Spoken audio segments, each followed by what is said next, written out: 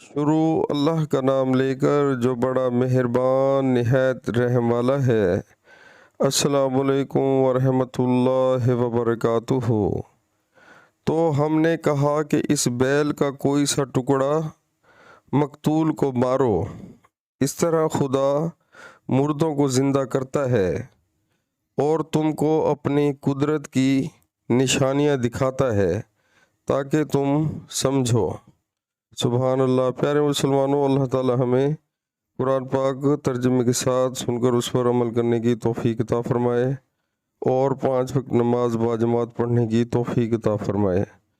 प्यारे मुसलमानों, हमें ये देखना चाहिए कि हम जब सुबह उठते हैं, अल्लाह ताला हमें एक नया दिन अता फरमाता है, तो क्या हम कुरान पाक को उठाते हैं, उसको पढ़ते हैं?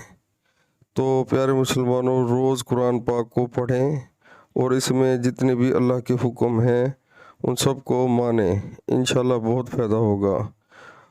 और हमें ये भी देखना चाहिए कि हमने मरना है एक दिन, लाजमी जो है मौत वो बरहक है।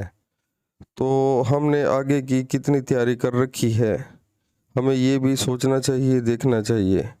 तो जैसे ही अज़ान का टाइम हो, प्यारे मुसलमानों, दुनिया के सारे काम छोड़कर, चाहे यानी कि आप जॉब कर रहे हैं या आप अपना बिज़नेस कर रहे हैं या कोई भी दुनिया का काम कर रहे हैं, तो उसको छोड़कर अल्लाह के आगे झुक जाएं। इसी में हमारी सलाह है और इसी में हमारी फलाह है। तो प्यारे मुसलमानों, हमें जब तक दिल में खुदा का खौफ नहीं होगा तो हम शैतान के रास्ते पर चल पड़ेंगे, तो शैतान का रास्ता सीधा दोज़ख की तरफ लेकर जाएगा। हमें इस चीज़ के बारे में ख्याल करना चाहिए, दिन में मौत को याद करना चाहिए और खुदा का खौफ दिल में रखना चाहिए। इंशाल्लाह अमल करें, अल्लाह ताला मदद करेंगे। अस्सलामु अलैकुम वरहमतुल्लाहि वबरकातुहू।